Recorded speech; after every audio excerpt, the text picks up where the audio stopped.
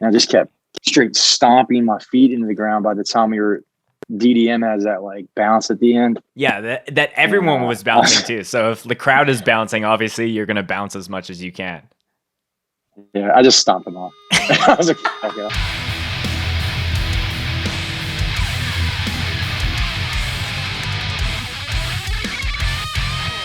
This is our Wendy's! No one else's Wendy's! This is our Wendy's!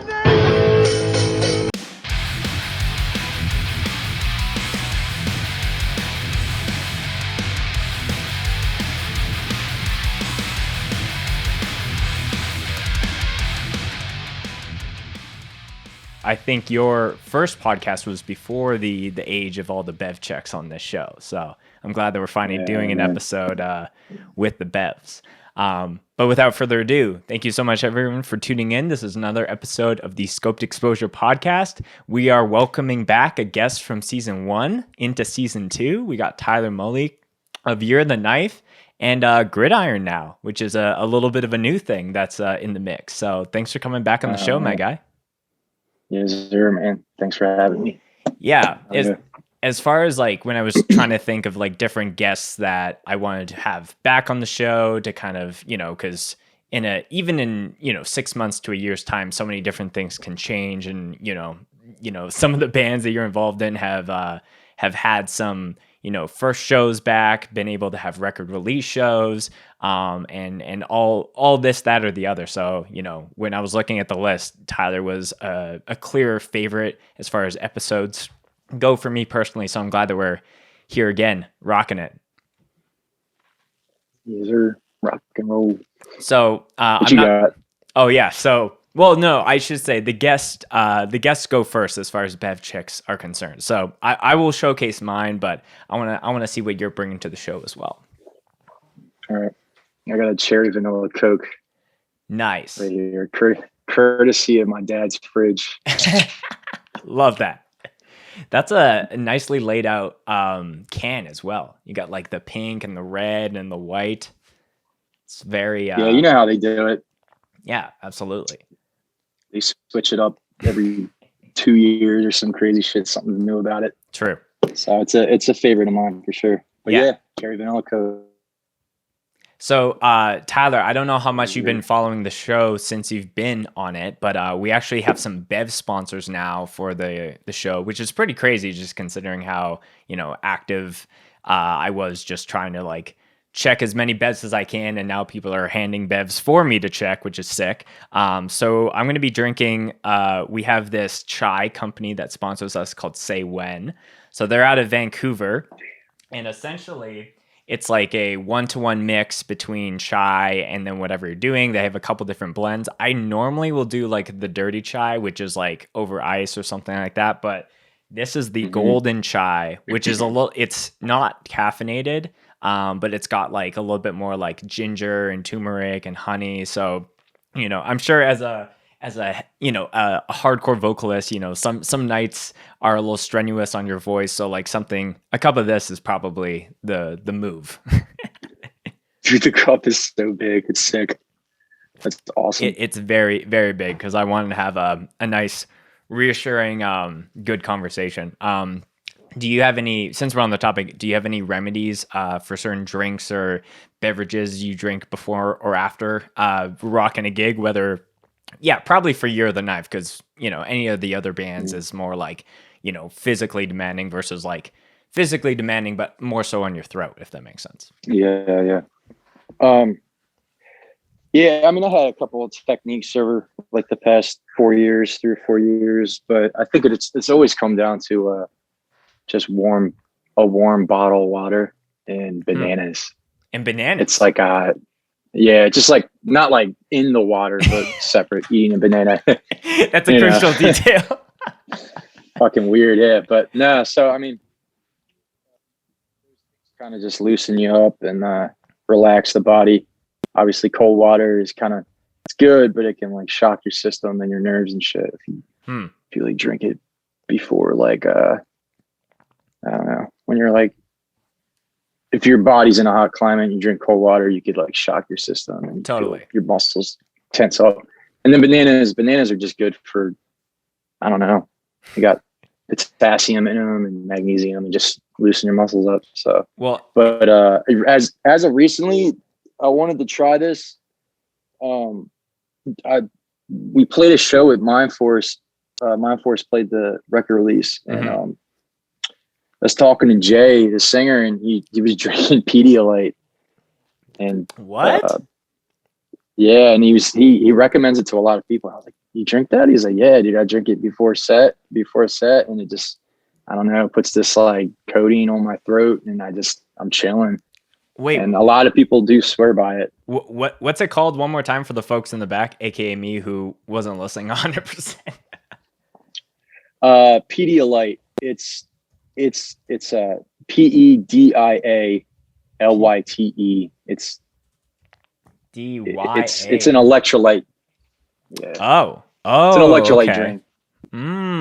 They give it to a lot of. It's like for babies a lot too, and stuff like that. But it's not strictly for babies, you know. Oh, okay. Yeah, I have. Yeah, this definitely has more of a medicine looking branding and vibe to it than it does like a fancy drink that you would like get at the organic grocery store. But yeah, there's a couple hacks here because Endgame has our first show back just this upcoming weekend as far as the time we're recording this. So I'll have to try the Pedialyte and the banana combo. Maybe that's like the recipe for the perfect man.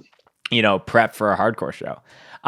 Well, Tyler, very excited to be doing this with you. Cheers to you, my guy. Big mug to the cherry. To the cherry can. The cherry can, that's right.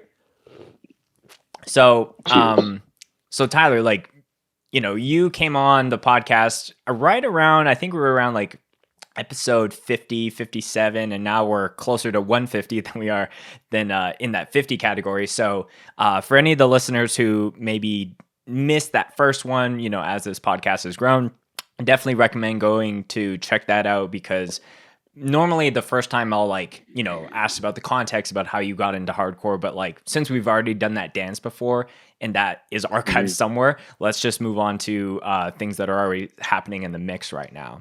So obviously a lot has changed. Now shows are coming back. You're playing drums in Gridiron, which had a massive boom in the last few months.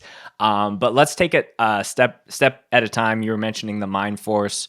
Mind Force playing on your guys' release show.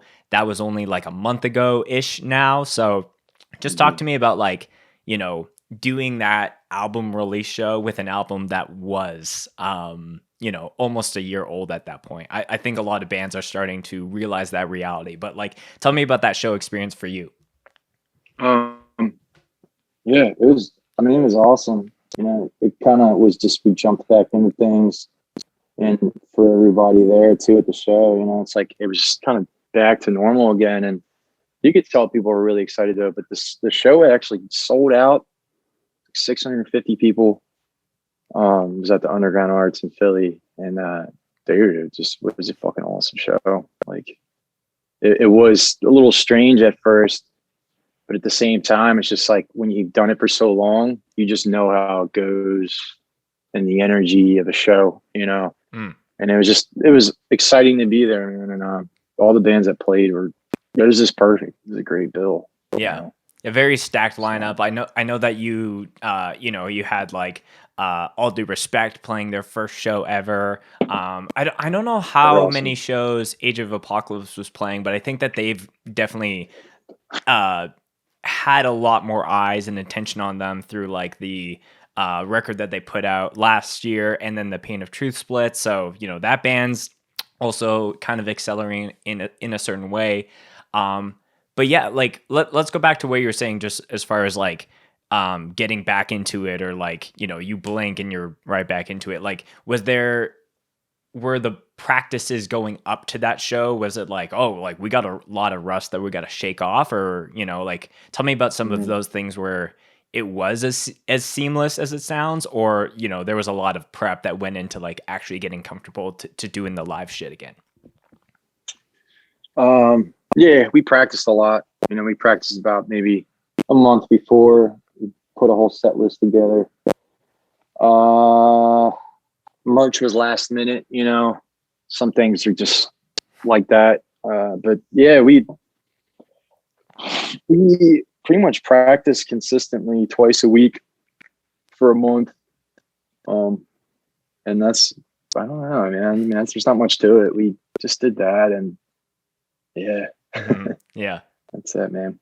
Yeah. Was the, you know, like when you were actually like loading into the show and like getting things ready, was it like, because I feel like some things actually don't feel real until they're actually happening, if that makes sense. There's so many times in my life where it's like, you know, we're, you know, getting our first dog, or we're moving into this new house, and it doesn't feel real until like you're putting that first box into your car, or you're like, oh, now this is the animal that I have to take care for. So for you, like, when did it actually set in that was like, oh, we're playing a hardcore show and we haven't done this in like so long? I'd probably say 2 days before. Mm-hmm. When you start to look at the flyer and you're like, nobody's played a show like in almost 2 years. Yeah. You know, like, and 2 days before, you look at it, that's pretty fucking weird. And we're all just jumping back into it. And like, yeah. And then once the show came and we were there and you just start to see people you haven't seen in 2 years, you're like, God damn, this is weird, man. Totally. You know, and I wonder if like things changed people or not, or like communication skills or social skills are like different. But I mean, for the most part, and everything was pretty much the same. I think it really hit once the first band start, you know, once Raw Life started. Mm-hmm. Totally. So, yeah. You know, just talking about the people at that show, I know like a friend of the podcast, Davin from Marked for Life, we were DMing each other the night of that show because that was her first hardcore show back, and I think we recorded her episode just before that she like went to the show. So she was like telling me how you know, there was a ton of kids who were you know saying that they listened to her radio show, but also saying it was like their first hardcore show back. Did you have any like encounters with anyone who was like, yo, I found this record, I'm like super new into hardcore and this is my first show ever? Like, talk to me about if you had any of those experiences yourself. Yeah, there were like, I guess for like first show goers, I met a couple kids, younger kids that were, I don't know. I always feel like TikTok is like is the exposure to a lot of kids that, you know, like moshing videos and stuff like that. And so I had met like, and his dad, and he was like, yeah, this is my first show, you know, on straight edge because you guys like, oh wow, it was fucking cool. There was one kid that got, oh man, he got his teeth kicked. I don't even know. He like lost a tooth pretty much, and we had him back behind the stage, and I think it might have been during like All Due Respect, but it was his first show, and he and his friends were with him, and like they all had like Year of the Knife merch on, and I think the one kid just didn't know how to take it, and yeah, I think the one kid dipped, but oh okay, those are like the moments, you know, like that kind of make or break you. It's like, whoa, that's awesome, I just got punched in the face, or like I lost a tooth to a band, and some people were like, nope, this ain't for me, I'm out. Yeah. Or the nah, fuck this ain't for me, like I don't like all that tough guy shit, stuff like that. That's the way people take it. So but in general, in a nutshell, to answer your question, yeah, there were a lot of just new kids there, and a lot to offer. A lot of people had a lot to offer, you know, new energy, new things like that, new people, new minds. Yeah. Going back to not the kid who lost a tooth, but the kid who was just there with his dad, probably as his chauffeur, and just being like, yeah, I got like, I'm straight edge because of you guys. Like, were there any other like reasons why, like anything off of like the new record specifically, or like, you know, I'm curious on how deep into the conversation you were able to have with him. Yeah. I was kind of like skimming through the crowd. I was looking for my brother, and then his name is Mason, but he had like grabbed me and he's like, hey man, can I get a picture of you, blah, blah, blah. And I was like, yeah, dude. And he's like, this is my dad. And, you know, I was talking to him too. And I didn't really go to ask him what made him make that decision, you know? I'd imagine maybe some sort of lyrical content or something, or maybe something in his family. But he had DM me later after the show, and I was talking to him, and he had asked me like, why, how do I really want to start a band? Like, how do I do this? Like, and I was just like, you just need to come to more shows and meet people, and, just meet the right people, and just keep coming to shows, man. If you really like it, your heart's in it. So yeah.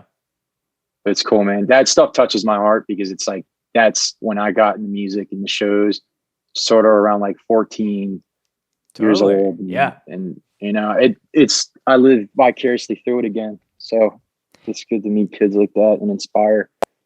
Yeah. And I'm sure even just for, his name is Mason, right? Yes, I believe it's Mason. Yeah.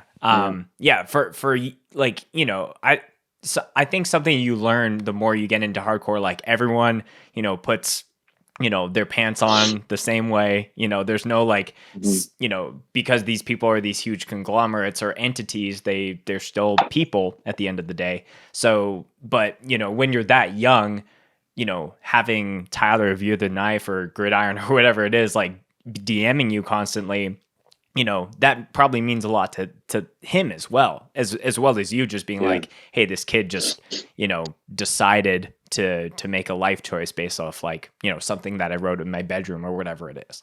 So there's a constant kind of thing there of, realizing that it's like, oh my gosh, it's this, person in this band. But I think the more that you get into it, you're like, oh, this is just a friend now.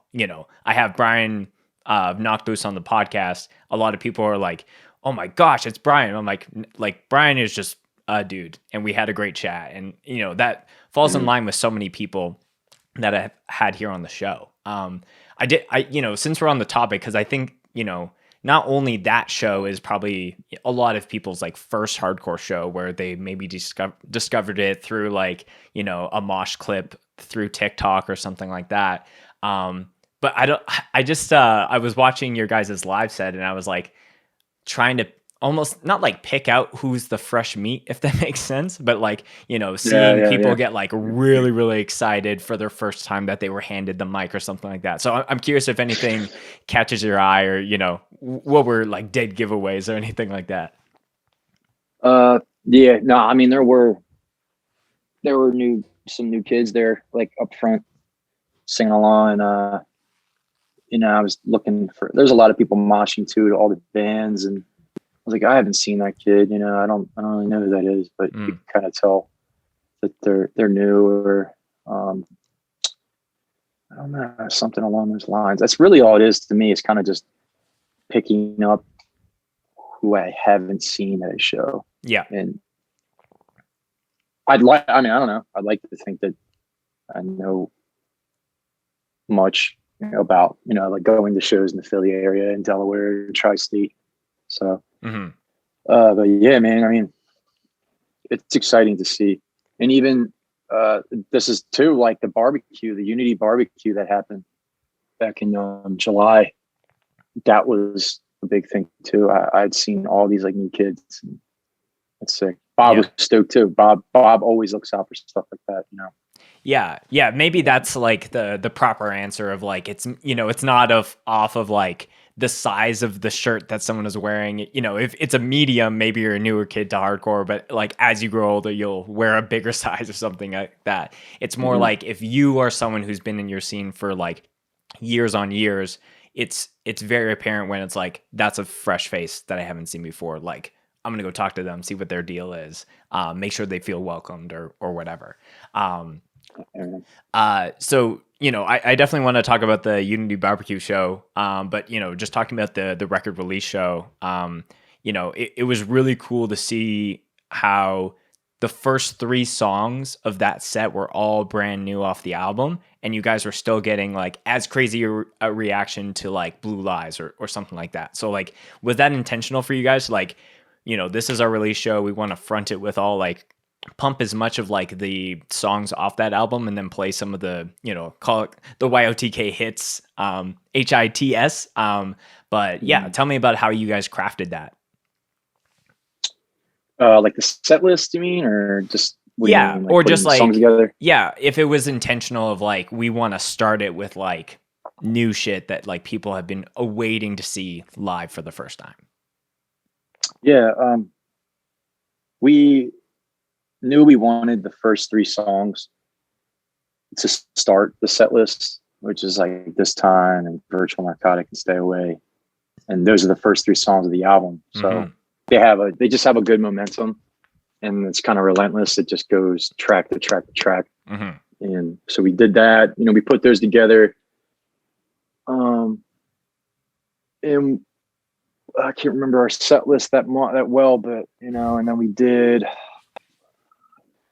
We added. We didn't play our whole album, but we played most songs that we always hear people talk about. Yeah. And I mean, obviously you have to keep old stuff in the mix. I mean, I'm really attached to that too. And it takes a minute to kind of get the new songs out there and get people familiar with them. Totally. So we added some samples in there and just a quick execution, like sample, and then go right into the song. And then we took one stop. It was pretty, dude. It was brutal, man. Like I kept walking past the monitors and I just blew all my smoke, and usually I'm pretty good at keeping stamina on it, but I think after like the 5th song, I was just like done. So yeah, well, you fooled me because it felt like there was moments where I was like, man, like I felt it looks like Tyler just ate like the Energizer Bunny like max batteries just in between the songs, and just like you're firing off like a rocket until that very last moment. I thought it was really cool that you guys ended with DDM and just like everyone was bouncing at the end. I was just like, what the fuck? Like, obviously that's not like sorry, you go. No, I forgot to say that too. Was just we wanted to do intro and outro the last 2 songs, so we did YOTK and then TDM. I didn't even intros are sick. I love intros so much. It kind of represents what a band is, or who a band is. Totally, yeah. And there's no better way to play the intro as almost the first outro. Yeah, always. Yeah, totally. Yeah, I know that you were mentioning during that set, you were just talking about how you were just mentioning how you were picking songs to play off of what people had said.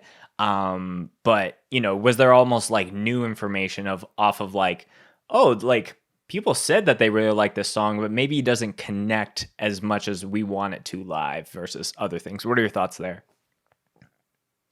Trying to think. Are you saying like it's a different meaning from the album to where it's live? Or yeah, maybe it just like it doesn't connect as much, or like you guys expected like this is the song that everyone has said that they listen to the most, but like there was maybe a couple seconds of mosh versus the entire song is exploding. I'm trying to think. Maybe I don't know, man. I think it was pretty consistent, like both sides of that, from the album and live. That's a good question, but like I do feel like it matches the reaction of those songs match the reaction of the record, people talking about the record online or something. So yeah.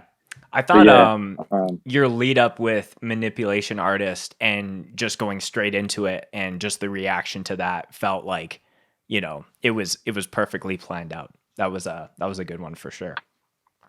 That was a special moment because we played Manipulation Artist and the chorus, people were singing along to it. And it was like one of those sing-alongs that like everybody knows. And you're like, damn, like I haven't really had many moments like this for everybody. It was just like, shame on me or some shit, Yeah. And that's that freezes me in time, where I'm just like, damn, dude, like that's what I've lived up to all this time, is that moment, you know? Yeah. So yeah, it becomes really cool. Very, very surreal when you're like, you know, everything that you know, the entire band has been clearly working up towards, and now you're like, oh, like we're here now. Like it's good to finally get here. That's awesome. Yeah, man. It was I couldn't ask for more, man. We were all happy. Yeah, I know that one thing that, you know, because I want to make sure that I watch that whole set. And tell me about, did your pants fall down like for the last song? Yeah, nah. I don't know why. I just stomped my shit off. Like I think I forgot a belt, or I just didn't want to wear a belt, but I knew they were gonna come off. So like when DDM started, dude, they were just like, so there's I have a bunch of BDU cargo pants, and then on the sides they have straps, and you pull them, but over time they will loosen.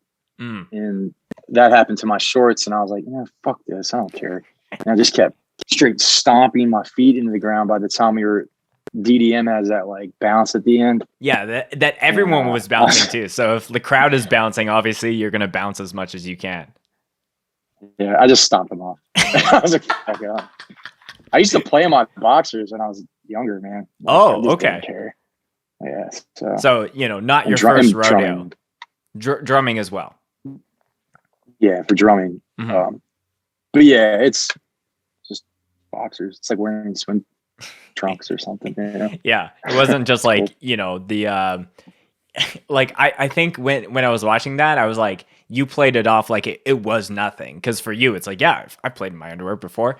I think if I was ever in that situation, I would just need to plan that out, because I got some like kind of like fancier underwear that like, you know, like it's got like you know, fucking Homer Simpson and some donuts on it. And I was like, maybe I don't want that on Hey by 6 versus just like regular white boxers. Yeah. So yeah, there is some like sometimes I'll like look at shit that Sonny catches on 8x6 and I'm like, God damn it, dude. Oh, but whatever, you just have to live with it. You know? Yeah, live with it. Definitely.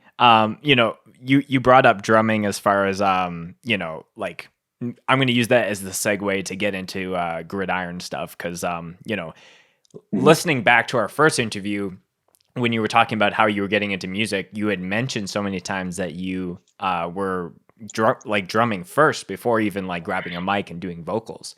So you know, it's always funny to hear that, like listen back to that and be like, oh yeah, like, you know, like Tyler's a killer drummer in this killer band. So I definitely want to talk about like the barbecue as far as like the first show that you guys played, but just talk to me about the origin of that band, because I think when we were ending our episode, you had mentioned that you had another band in the works, but it was not Gridiron, it was Shatterstar. So I was like, Shatterstar, yeah. Did Gridiron just like pop up, you know, a couple days after we recorded that podcast, or tell me about the behind the scenes of that? Gridiron was a thought between Will from Neverending Game and Carl from Matt Carl. And Matt's more of like Boyertown, Philly, hardcore growing up, you know, the past 10, 15 years. And they've been friends, and they were playing, I don't know, I can't remember the fucking name of the game. Xbox Live. They're probably going to laugh at me. I don't know. It's PlayStation. Like Call of Duty or something like that. Call of Duty. Okay, yeah, got you. It seems like the go-to for most people in hardcore. Yeah, and I guess one of them was like, yeah, you want to start a band? And like, yeah. So he reached out to me, and Carl had asked me, and I didn't answer till a couple of days later, but I'm glad I did, you know, and it just spawned into something fucking awesome. And so Will started writing guitar, and Will's like savvy with programming like drums too. So he programmed drums to his riffs, thinking, you know, like what it should sound like. So he would send me stuff.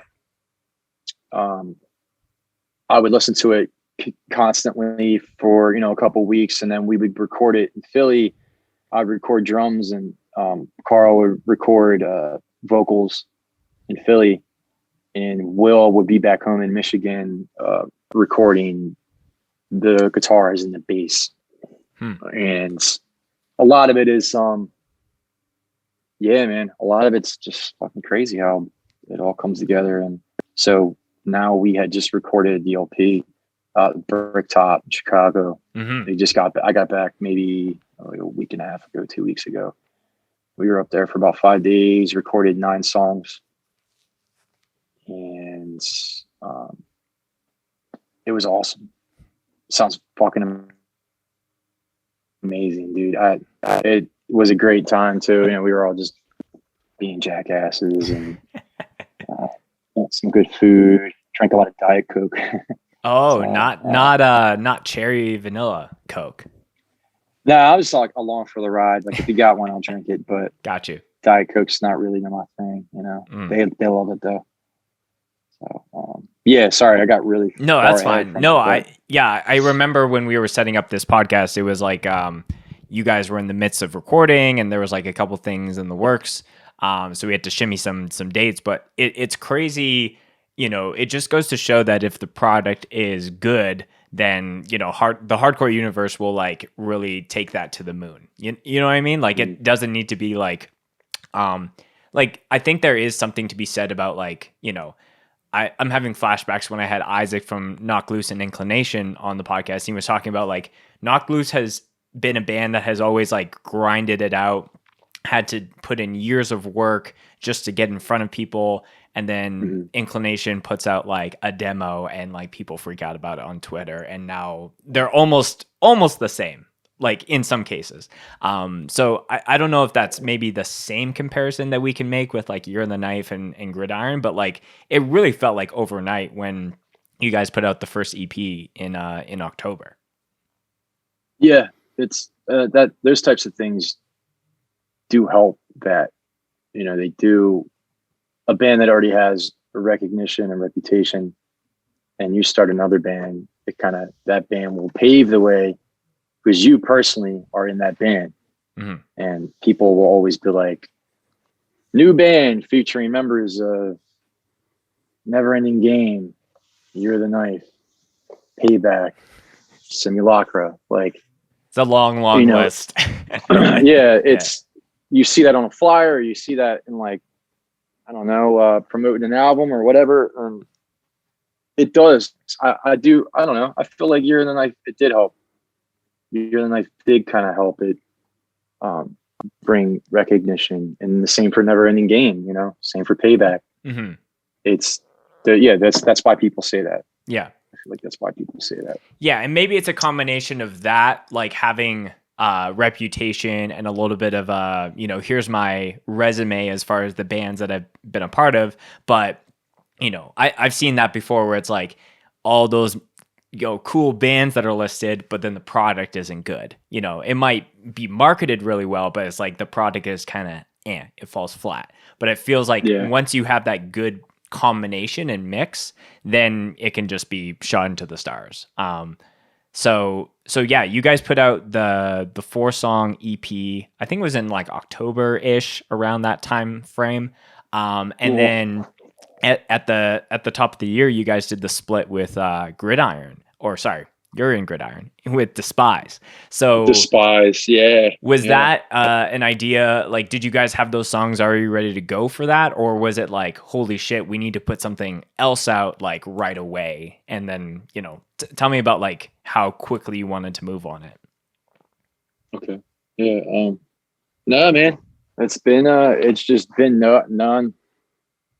non-intentional at all. You know, like we haven't. The only idea was the first 4 songs, Loyalty at All Cost EP or demo, whatever you want to call it. Yeah. And that got a lot of traction, and people saw that and they loved that. And I guess we were all like, yo, I mean, maybe we can play shows when things come back. And so it put in our minds like, sure, we can write more stuff later on. And a couple friends from Despise had hit me up, and they're like, hey, we're like looking for a band to do a split with on From Within, would Gridiron be down? And, you know, I ran it by them, and they were like, yeah, sure. those songs, dude.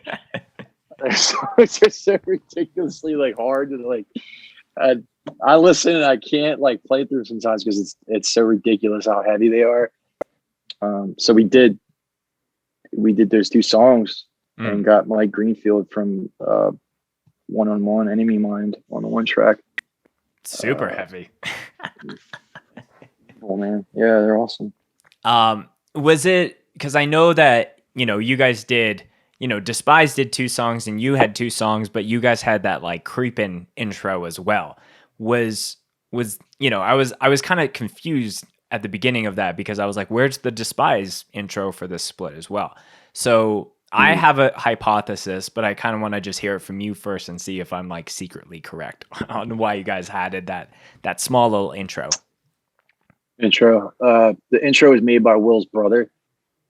And Will's brother, he's just good at, I don't know, producing beats and making stuff. And we all have just this kind of this ridiculous ridiculous sense of humor that we all share. And we're like, what if we just did this with like a fucking cement truck driving through, like, just adding all these like elements into a beat, and then Will would be like, tell his brother like, yo, do this, and his brother's like, fucking serious, dude, this is ridiculous. Like, he's like, yeah, just fucking do it, dude. Right. Like, just make the beat. And you can kind of hear his like watermark, like his signature, like in there somewhere. It's in like a deeper voice, and it's not like a royalty free like watermark, like freemusic.com, not like that. Yeah. Nah, it's kids will ask like who it is. And I don't know what he goes by, but it's in there. He says it and it's in like a deeper suppressed voice. So you got to listen with like the pro headphones and all that, not like, off your iPhone. It's got to be like if you're trying to go true detective mode on it. Straight up, yeah. It came out really cool, man. So it's called Creeping. Yeah, definitely. Creeping. So, my hypothesis, when I was thinking about it, was the fact that you guys, the 3rd song, which is, I guess, your guys' last song in theory, is called Triple Threat. So I was like, did they do this intentionally? So it's like the 3rd song is called Triple Threat, or is it just a total coincidence that is, the 3rd song per se? That might have been a coincidence, honestly. The more I'm in this band, the more I start to see Carl's like cleverness, and even on this new record, there's a lot of things that he does lyrically that are just like, I love that shit when people are like, take the time to be creative with their wordplay and like, just so. But yeah, I think Triple Threat was probably a coincidence that it was the 3rd track. Well, whether Carl intended to do that or not, I think that was like, it's a pretty cool thing. I think it ties the whole like 3rd track of that split all together with that song name. But to go back a little bit more, just like, this is the first band that I guess you've been seen playing drums in such like a high awareness level. Like, I'm sure that you were playing drums in other bands kind of like before the YOTK days and things like that, but it just wasn't like as like crazily seen. I remember when Sonny was sharing a clip of like the drum cam from the barbecue, he was like, yes, that is Tyler from Year on the Knife. So has that been a little weird on people coming up to you at that show or any other show and been like, don't you play in this band, or like kind of confusing for like the not uneducated showgoer, if that makes sense? Yeah, no, not at all. I've just been doing it for so long, and it's not really, I just love to play in bands, and it is strange to kind of be like doing vocals and then having your real talent that you fell in love with like overshadowed. And so like that's who I am. Like drums is like kind of made me the way I think, the way I walk and talk, and like everything I do, the way I wash a dish in the sink or something, it's like all rhythm to me, And Nah, like there have been some kids that are like, yo, I never knew you drum, and I'm like, yeah, dude, most of my life. So welcome to the party. Yeah, it's sick. But yeah, like that is interesting to hear how like you seem so ingrained and passionate about drums, but you know, You're the Knife was kind of the band that a lot of people know you through. So is that like super rewarding for you now to like, I'm really glad I answered that DM and started doing this drum stuff in this band to actually scratch that itch that hasn't been scratched in that way for so long?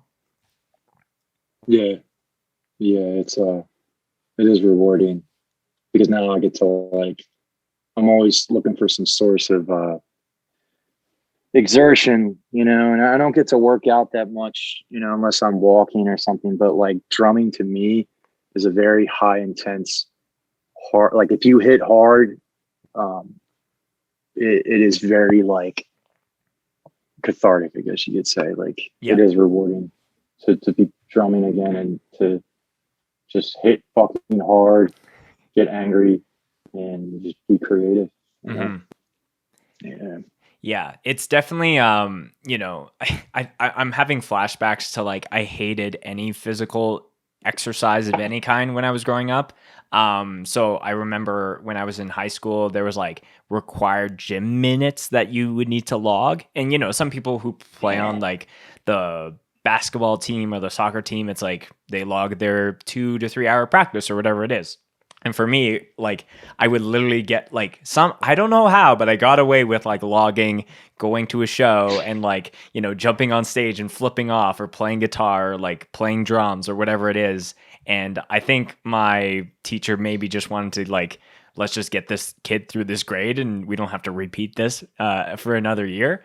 But you are totally right. Like there's something that you get out of like being able to, you know, do that 4 count in or just being able to like, you know, hold a double kit for as long as you can and then see that response. Has there been anything like just the relation between, that percussiveness that you seem to always be thinking about into your vocals and like how that's influenced it? Or has it always been like, you know, like when I'm doing You're the Knife vocal stuff, it's like I'm only thinking about it that way versus like, you know, thinking about how the drums and all that is mixed together.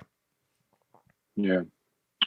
For both bands, You're the Knife and Gridiron, when Andy is drumming in You're the Knife, you know, coming up to the album, when I was writing lyrics to it, you know, I wanted to complement snare hits and kick hits because that's like what comes with me, you know, like my mind as a drummer. It's like, you know how to like flow a syllable on top of a kick drum hit or a snare hit.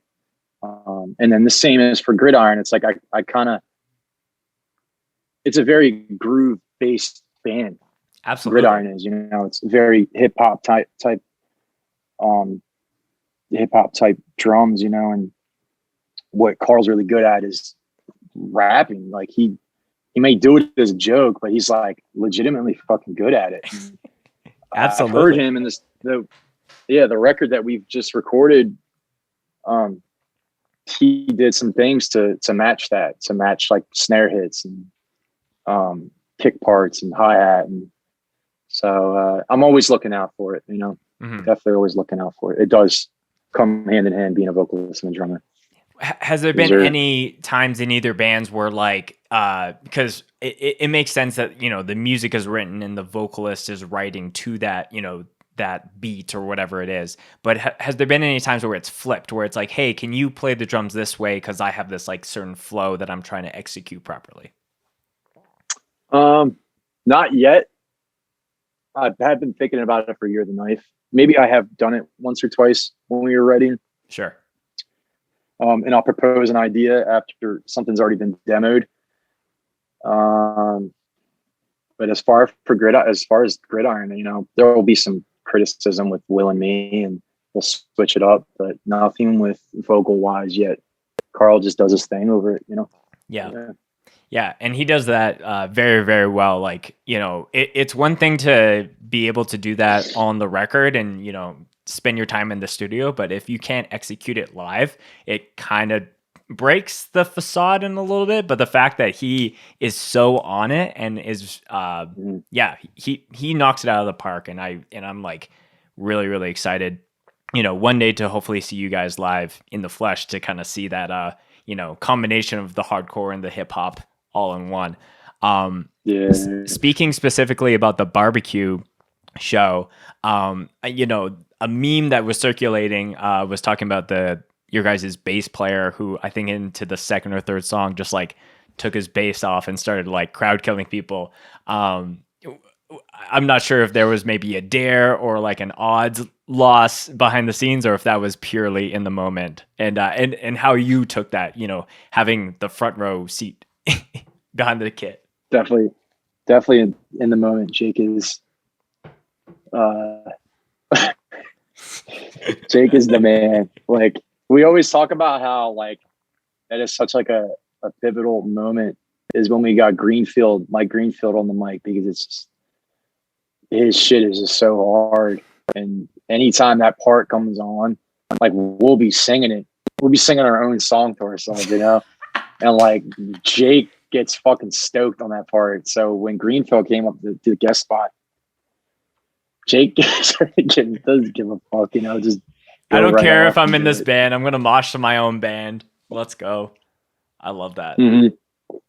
And like, this is crazy, but like, we kind of, Jake and me and everybody else in the band, will probably in a different states, different, but Jake, at least for me, like, we're the same age and grew up going to the same shows. So in the Delco area, a lot of it was fucking crowd killing, like, constantly. And that may be like a thing, the mid 2000s thing. Obviously crowd killing was crazy, but in the Delco area, Jake grew up around that, and I grew up around that. And like, Jake doing it is kind of, there is like some funny irony to it, but it's also pretty serious. So like, it's just our sense of humor. Like, we really don't give a fuck what happens. We look back and laugh. That's it. Look back and laugh. And it was, it was great to have, just like, I think the first time that I saw it wasn't even before like any of the Hate 5-6 footage started to come through. It was like, I think it was just like a shot of him, like me just before I smoke you to my own band. I was like, wait, what is going on here? And then I saw the videos. I'm like, oh, now it makes sense. But yeah, I like that freedom of just being able to like, we don't give a fuck. Like, if the guitar player is going to drop their stuff and knock you out, like, so be it. If Tyler, switches or, whatever it is. So anything is fair game at the Gridiron show, it sounds like. I should have just jumped off drums and started playing bass for them. Have no drums on the part. It'd be terrible. Yeah. But you're a little bit more crucial to the mix of things versus maybe this one riff doesn't have bass. That would make it even more ridiculous. Yeah.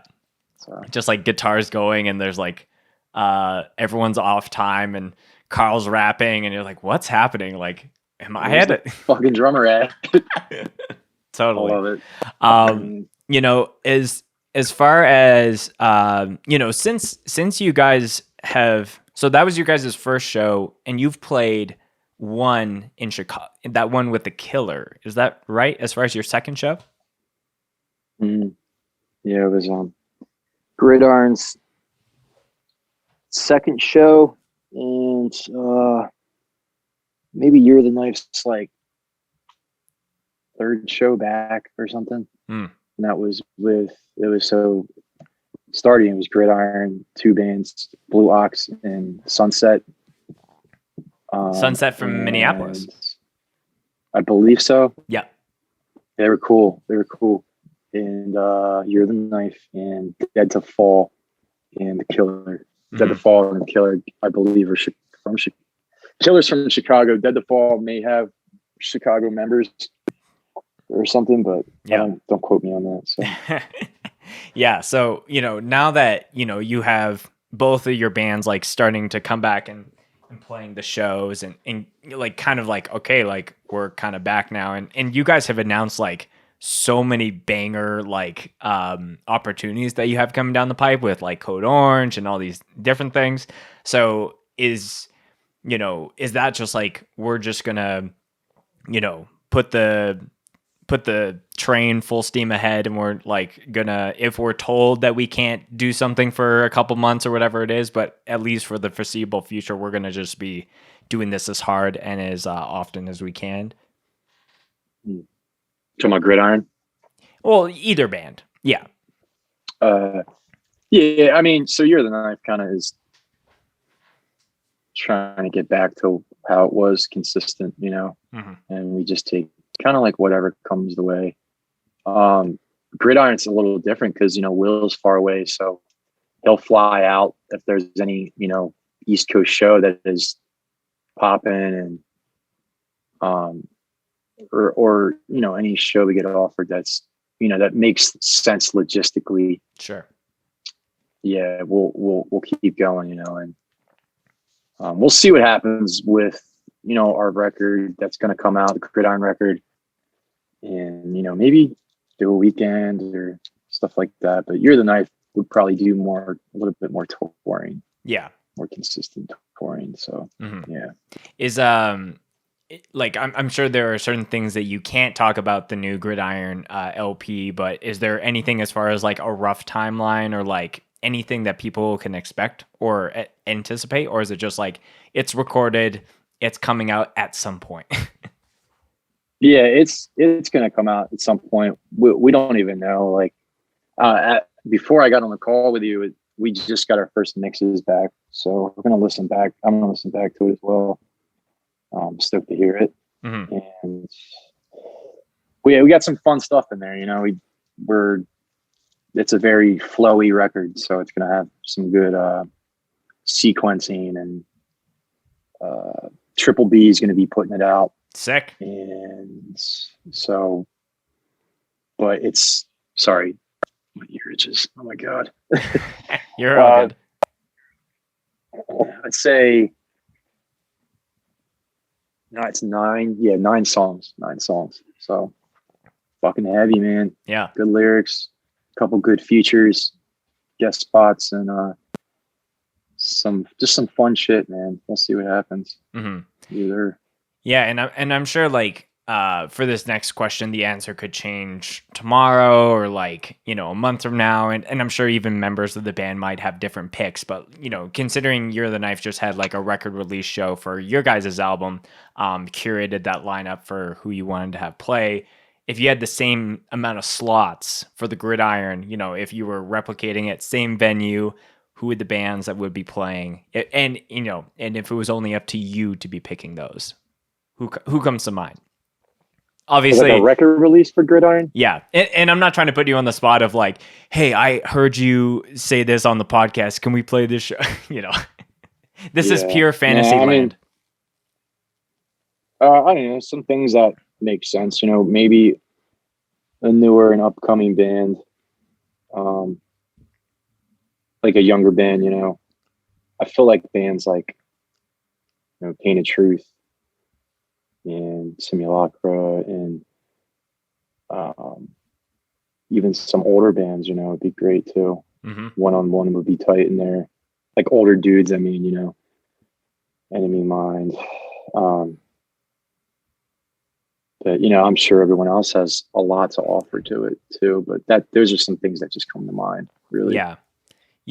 It's such like a time and place thing too, of like picking that lineup. Like, the answers now could be way different when the album's coming out. And then there's this new band that like, yeah, we definitely want to give that opportunity to so-and-so. And maybe, I wouldn't wish this on any of the bands that you listed, but like maybe some of those bands break up and then they're not an option for that. So, yeah.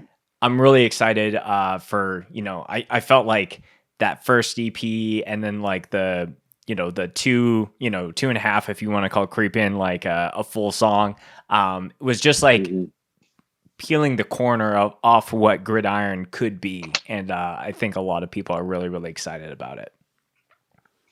I think so too, man. It's good to hear you're talking about it and you hear people talk about it. Just keeping us afloat. And yeah, totally. we just want to do it for fun, you know, just want to do it for fun. Mm-hmm. I know that when we were talking on the last time, we talked a lot about your, I guess, like your art and your drawing and all of that. You know, maybe just checking in on like how that's going. Do you have any like major projects kind of coming down the pipe that you're like really excited about? I keep thinking back to when we were talking about how, you know, you haven't had that opportunity to do something like a super big, like on the side of a building or in someone's house. Yeah. I did see, you know, you did a couple like larger pieces for like David from Jesus Piece and like things like that. So, you know, the canvas, so to speak, is potentially growing in size with the popularity of your stuff. But yeah, like what's maybe one of the latest milestones that you're really, really stoked on?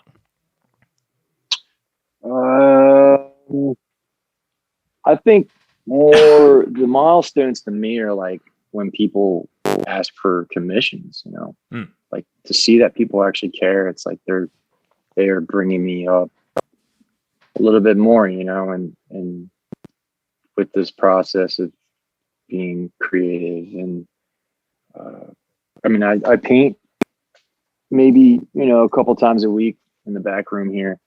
I just got done painting before I got on this call. I did like a 45-minute video. Wow. I gotta look back on it.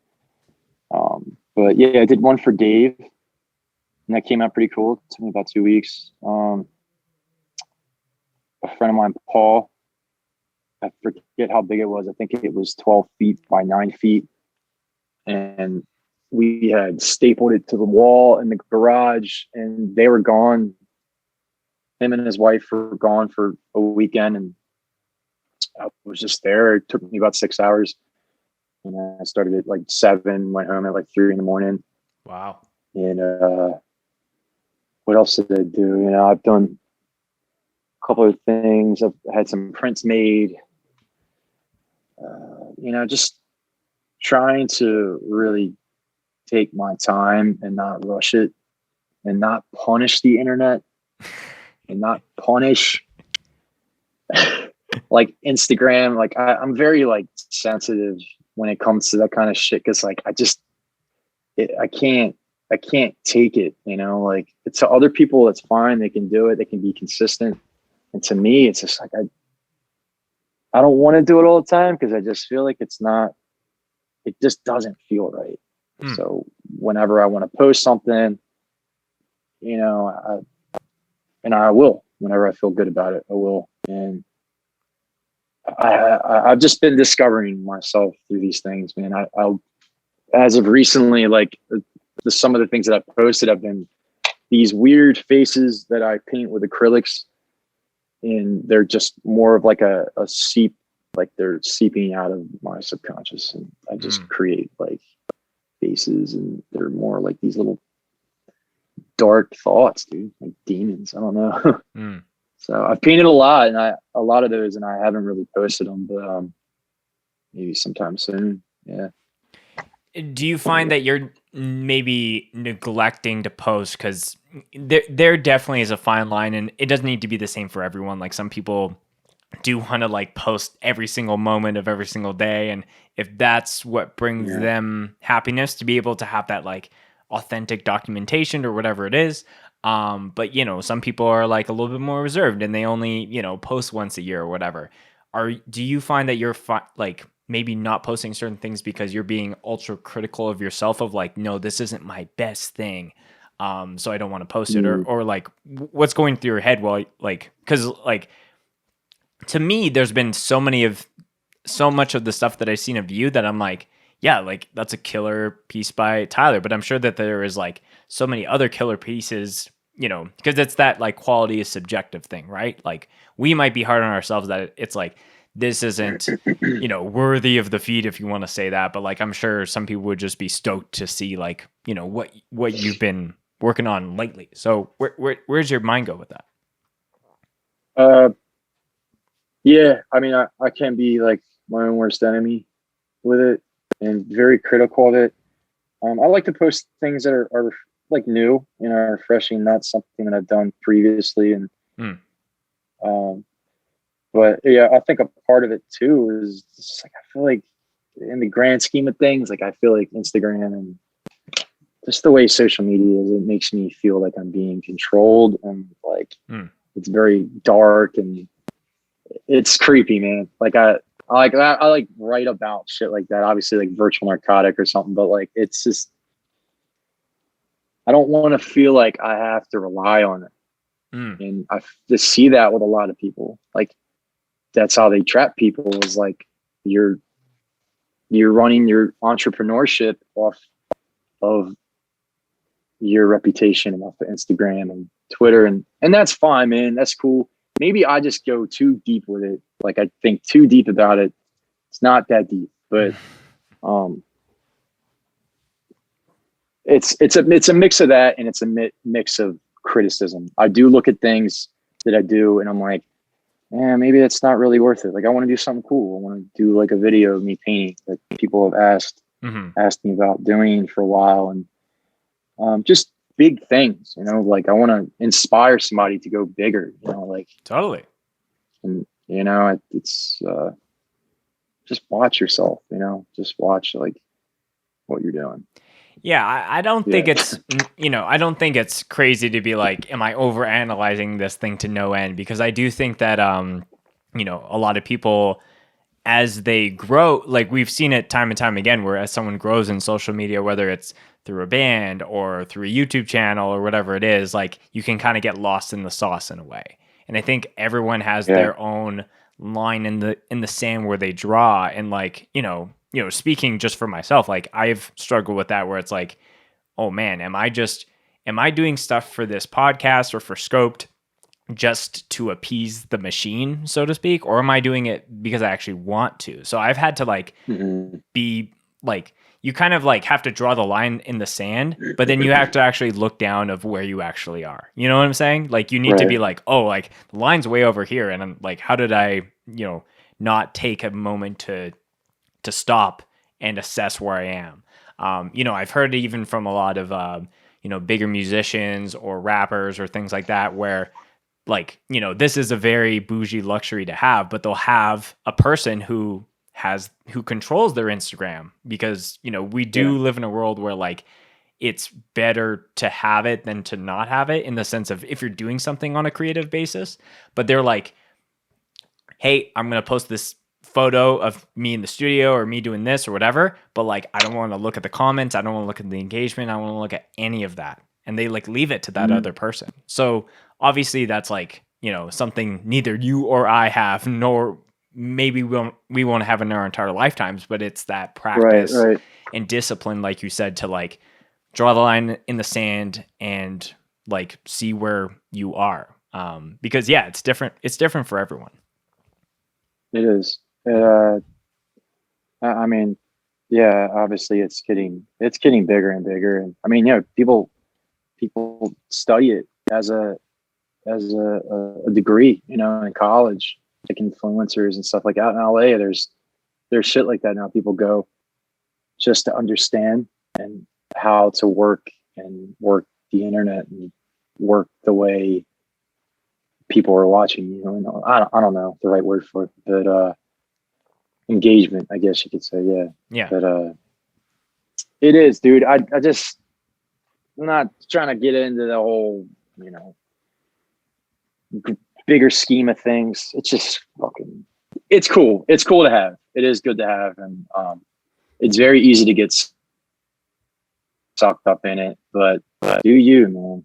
Anybody listening, just do you. And take some time to think about it, be mindful about it. Yeah, I think like outside of creative, like there are so many people that are like on the paper chase of like trying to make the most amount of money that they have. And I think it might be largely due to like a worldly pressure of having to do things by a certain age, you know, like, oh, you have to be like, it's absurd to think that you need to make $1 million by the time you're 30. But if you take this real estate thing, like you'll be able to do that. Like, I think for most people, like we just want to be able to do the things that we'd like to do. We like to have a little bit of financial freedom, which is just like ease. with bills and all that kind of shit, and just be able to live life and not have to like, oh, like, well, I have to upload a post today because, you know, that's going to fuck up my entire week and blah, blah, blah. Like if that is the case, you should just either have someone on deck to like help you, like be able to, you know, I'm going on a vacation, you know, shout out to Jordan, who's going to be producing this episode, and he's going to be handling a lot of stuff while I'm away. Cause I've done that where I'm on vacation and I'm like having to open up my phone and like check shit. And like looking back now, I'm like, I wish I had those things in place way earlier on so I can actually just like relax and chill and like, you know, be on the beach or eat, you know, watch, you know, whatever's going on in the world versus being glued to something. Right. And I mean, if you have a good schedule about it and to manage your time, you know, you won't be too stressed out about it. But yeah, man. How do you do that for yourself? Because like, you know, you have the drawing and then you have the band stuff. Like, how do you like schedule the creative time to like, yes, you have time to do that, but then you have time to maybe not do anything creative. Like it's just you going on a walk or like spending time, you know, watching a TV show that inspires you to go and draw that crazy thing. Like, you know, how do you kind of manage your day with all the creative ventures that you're a part of? Man, I'm really, I'm very aloof, you know, I'm very just like random. Like if I want to paint, it's when I'm like really in touch with my emotions or something, you know, and I want stillness and I want quietness, and I go and I paint because I can hear things. My senses are concentrating on things. And when I'm not doing that, you know, I have like crazy monkey mind and I'm thinking of 1,000 things. Does this person hate me? And did I hurt this person's feelings? Like, did I do this? Did I do that? Like all the things that make me feel like I'm an enemy are on during the day. And then once I go paint, it's just like, I don't think of anything but the sound of a brush. It's very just, I'm in a trance, you know? So, but what helps my creative clock, you know, what makes me tick is like just emotion, man. Emotion and no control. Because the more I can think about not controlling anything in my life, the easier it is. You know, everybody wants to control, and like it just causes too much nonsense, you know. I just kind of like want to let go of anxiety and all that shit. So yeah, and got deep right there. No, you're all good. But I do think that you know, just being able to, because I do find times where there are very monotonous, like creative things that I have to do, like editing a podcast or editing a drum cam or anything like that. Like, you know, the creativity might already be like set in place, if that makes sense, because it's like, yes, I'm just doing the same process, but just a different drummer, a different band, you know, a different guest on the show. But, you know, I have found that there are moments where, oh, I have an hour, I'm going to play guitar, and it actually is beneficial. And sometimes I find that like, if I am feeling overwhelmed, like sometimes I can run to my creativity things to have that escapism, but sometimes it's almost like more frustrating because I don't feel like I'm producing anything good because I'm so frustrated, if that makes sense. I don't know if you experience that for yourself too. Yeah. Can you hear me? Yeah, you're good. You can. I have one I don't have any AirPods in now. Oh, okay. And we lost your video. Yeah, there we are. Am I there? Yeah, you're good. Okay. Can you hear me? Yes, sir. All right. This is the no AirPod part of the episode. Damn, I should have charged them last night. No, I'll you're get all them good. close. But no, I'm sorry. The question of I'm sorry. Oh, you need me to, yeah. Like I find sometimes like if I can go to those creative outlets, that kind of that helps with the escapism aspect of like, busy day, lots of work, stress at home, whatever it is. But sometimes I find that I'm like if I go and go to that and I'm not like writing the coolest riff, or I'm like really struggling with something, it's extra frustrating. So I don't know if you have experienced that for yourself. Sorry, I'm burping so much. Where you are, again, having the monkey brain, as you were explaining, and you're like, oh, I need to, you almost set an expectation on the art or the creative stuff, and then you get frustrated when it doesn't fulfill you, if that makes sense. That makes perfect sense. It's sorry. I hope you can hear me now. No, you're all good. With, like, talking to this. Yeah, I just take it in strides, and I don't force it. I can't force creativity. I said that in the last episode, but like, it's just not your time if you're not coming up with something good. I'm more of just like a dude that's just everything's kind of for a reason, Totally. And today's not your day. Today's not your day to, like, you may do things to enhance your creativity or your imagination. But yeah, if I get frustrated about shit like that and I need something done, it's like I'll go out and I'll walk, I'll walk for 20 minutes or I think a lot of it to help is just meditating on your senses and just taking one thing. It can be what you're hearing or what you're seeing, or that will help because that'll bring you back to yourself. Mm-hmm. But it does, yeah, dude. It gets frustrating when you can't think of something cool or like something that doesn't make sense. It's just like, just do it another time. Right. Wait an hour and come back to it, or do it another day.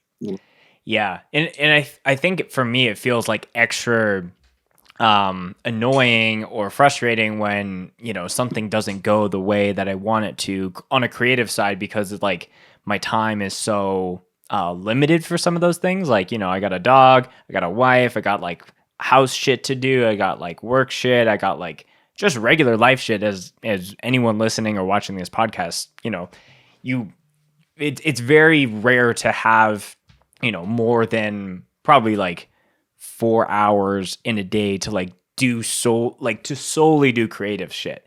So when you're in that, if you have that hour and you pick up your drums or you pick up your pen and paper or your brush or whatever it is, and it just goes your way, it feels like what the fuck? Like I only have this small amount of time today to do this. And I'm a firm believer of always being able to look back.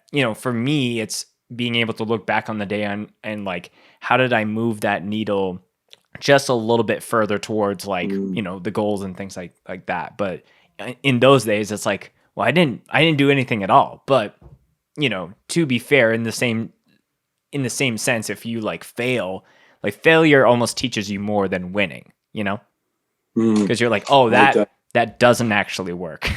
So I need to do it this way tomorrow or the next day or whatever. And it's good that you pay attention to your failures, Mm-hmm. Like, what did you learn from it? What did you learn from that? Like a mistake or an accident or something. And if you can be mindful about that and just kind of see the lesson that you learned from it, and that I don't know, man. Yeah, that's the things you got to look out for. Have you had any personal experiences where either a drawing or something didn't go your way and it was like, life lesson learned the hard way, but like it taught you a lot for a lot of the stuff that you're involved in now?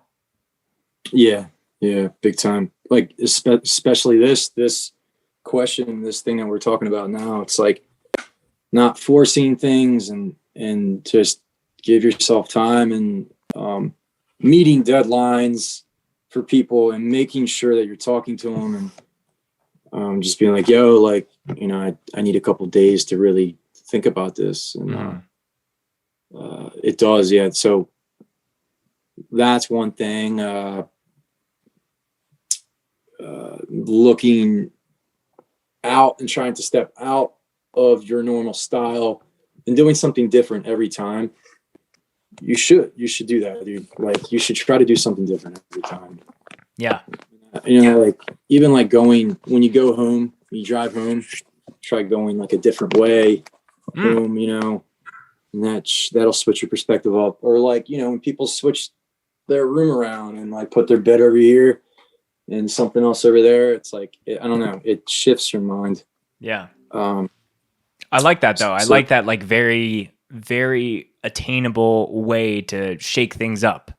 You know, whether it's taking a different route home. Like, I think I had a job once where I was like almost excited to time all the different routes that I could take home and see what was the fastest, what was the slowest, what's the best during rush hour. Or like you were saying, like, you know, the podcast studio or my office ultimately has changed in the last couple of days. So, you know, we're shaking some things up, but I do think that is important in life, but also in your creative stuff to, you know, try, like, interview, like, for me to interview someone totally maybe just like a step away from the hardcore scene, but they still have some pulls there. Or for you to like, oh, I'm going to try this ridiculous like drum fill that like I right now can't execute live, but like I'm going to practice enough to get it to that point where it's insanely, you know, sick. So I like that. I like that idea of just being intentional about shaking things up. Yeah. And another thing is kind of just like, I mean, I guess this plays a part of all of it, but doing like eliminating distractions and just one thing at a time. One thing at a time. And you don't stop until it's finished. Or if you want to take a break, but like, just get away from shit. Like, dude, keep your phone in another room. And just take your time on stuff. Like, really, like, we have to watch what you're doing. Like, watch what you're doing, dude, with a pen, or how you like pick something, or how you drum something. It's, you know, you kind of really have to like tunnel vision into it and see what you're doing. But one thing at a time is something that's always helped me. A friend had told me that. Just like in a moment of time. Like, anybody could say that to you, but there's like that one matter of time that someone says something to you and you're just like focused. And, you know, my friend goes, one thing at a time. And I'm like, dude, you're right. It resonates with me ever since. Well, you know, it's funny that you're saying that now, because it's not that I've needed someone to say that to me here on the podcast or just in general, because there have been a lot of things where, for me specifically, I've been struggling recently on being able to, you know, have too many things on my like overall plate and feel like I'm only doing certain things, like half-assed isn't the right word, but just like always feeling like certain things need to be at bay for me to complete this thing, and then that happens, and then there's another thing that comes into the mix, and then it's just like continually overwhelming. And, you know, I personally have felt like I've never been able to get ahead in the last couple of months. So that is really, you know, if I'm sure that is going to impact many of the people listening or watching this podcast, but that kind of has hit me in a way where it's like, well, okay, there's a reason that Tyler said that here on the podcast, especially on a day where I was like, why couldn't I have finished this amount of work before we got on the call and blah, blah, blah. But it's like one thing at a time, just being intentional about that, setting shit in the side, and yeah, like being able to also not being like hard on yourself if you don't hit those deadlines. That is hard. That is hard, but it's like you're saying too, like people hitting you up and you want to get back to them, but you just have to be like, yeah, they can wait. We'll get back to them. Like, you will get back to them, but it's just like, whenever you're done that thing, didn't answer the call, you know. But it's very crazy. Like, you know, I was listening on a podcast where they were just talking about how, you know, back in the day, you know, before the age of, you know, pings and notifications and all that shit, like, you would go to school and be like, hey Timmy, or whatever your homie's name is or whatever. And you're like, do you want to meet at the gas station to get Slurpees at 7 p.m.? And then it would be like, okay. And then you just like, oh, it's 7 p.m. I better walk to the gas station. And then you're not texting that person like on my way, blah, blah, blah. So like, it's definitely shifted and changed. But I think being intentional about being okay not to know everything, to have every like, lasting update when things are in the mix. Like if someone's calling you or hitting you up about commissions for you, for me on this podcast or whatever it is, it's okay to be like, I'm not answering anything 7 p.m. and on, and I'll get to it in the morning, after breakfast, or, after I get through this part of my day or whatever it is. Like put a fucking like calendar event and be like, I'm going to be on my phone to do that shit at this time. But like any other time, no way, Jose. Yeah, man. It does help. And like making a list too, and crossing things off throughout the day, like a daily list, dude, it's effective.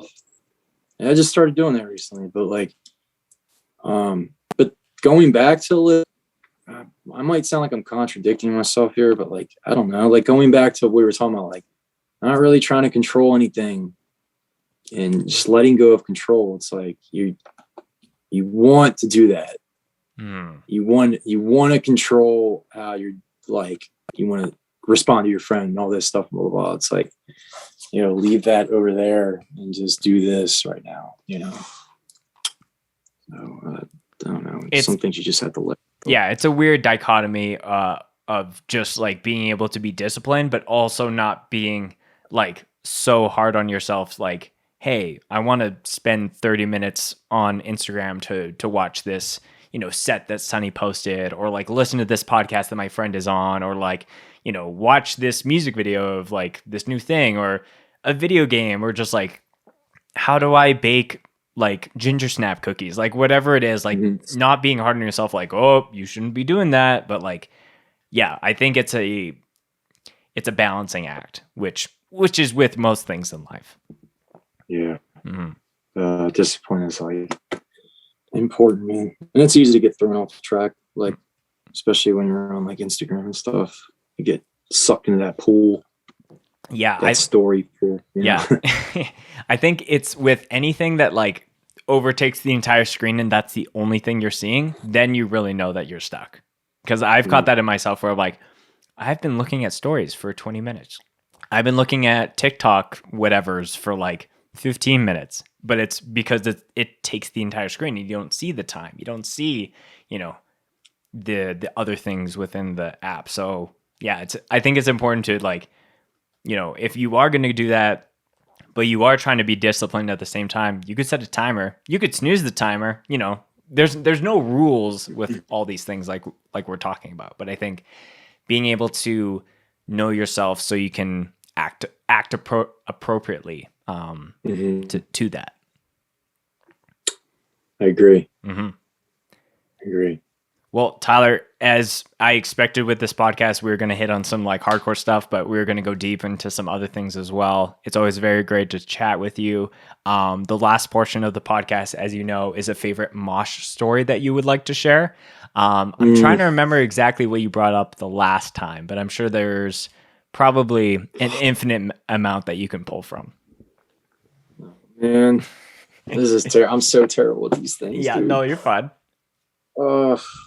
I really don't know, dude. I'm such like being put on the spot is like hard. And I know when this ends, I'll just think about a million things. Yeah. Most guests do, message me. I should have told you about this story or whatever. But yeah, dude, it is. It's hard. It's like, I don't know, man. For me, I don't know. There was, I wouldn't say it's moshing, but like I remember Year of the Knife played a show in Ohio, and Terror was playing, and it was like a tour with like a Terror, and I believe it was Knocked Loose as well. Jesus Peace, Year of the Knife. I think it was when Year of the Knife's first tours, and Terror was playing. Oh, that was Knocked Loose was headlining that tour. Terror was direct support, and then Jesus Peace. You guys? Yes. Okay. I believe it was that.